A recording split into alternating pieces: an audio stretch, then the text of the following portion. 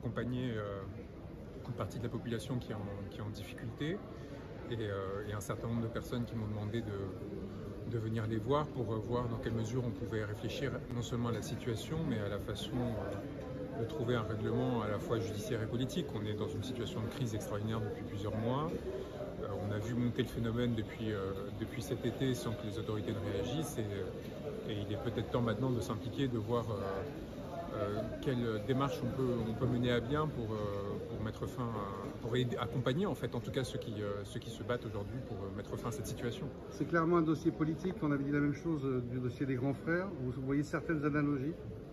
On est clairement dans une situation où on a un appareil judiciaire qui essaye de maintenir un ordre politique qui est injuste et qui essaye de protéger un certain nombre d'intérêts qui vont au détriment de la majorité qui s'est exprimée de façon assez claire, de façon pacifique, puis après avec quelques grabuges quand elle sentait qu'on ne l'entendait pas, et qui à nouveau là cherche des moyens d'une résolution pacifique qu'on ne lui offre pas. Et là ça pose une vraie question quant au rôle de l'État et à son incapacité à offrir des réponses à la population. Donc la dimension judiciaire elle est purement secondaire et dérivée en fait de cette question politique.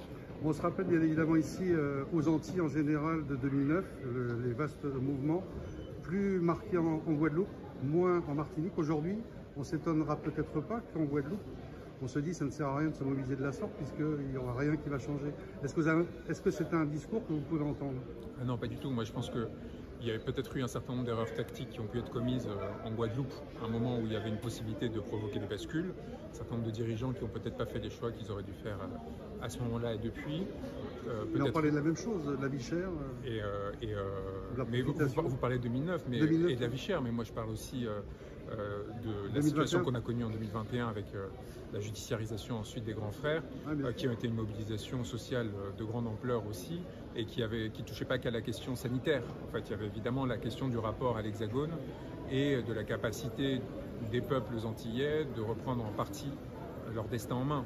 C'est ça qui fait le fil conducteur entre 2009, 2021 et aujourd'hui maintenant ces mobilisations aujourd'hui. Donc on est face vraiment à une problématique politique et je pense que toute approche judiciaire, j'espère que mes confrères qui ont en charge ce dossier comprendront qu'il n'est peut-être pas particulièrement opportun de se rendre à l'Élysée voir les principaux responsables de la situation présente et que le rapport de force doit s'établir à partir des données de la situation locale et donc à partir des mobilisations populaires.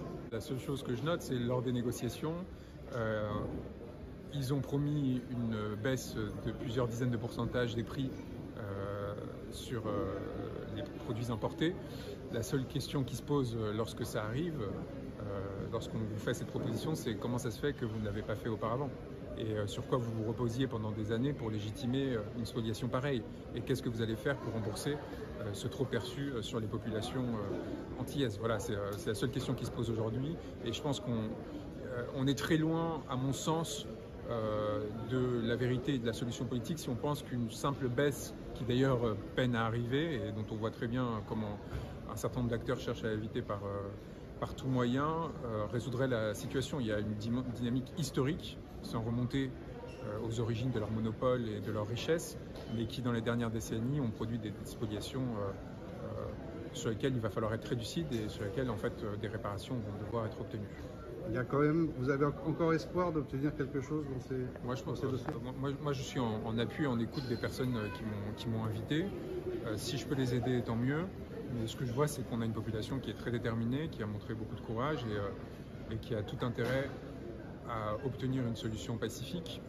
Mais aussi, c'est l'intérêt des autorités françaises et les autorités de l'Hexagone, parce qu'il y a un moment donné où les relents coloniaux qui peuvent ressurgir dans des situations comme celle-ci peuvent avoir des conséquences qui soient beaucoup plus graves que celles auxquelles on était confrontés jusqu'aujourd'hui.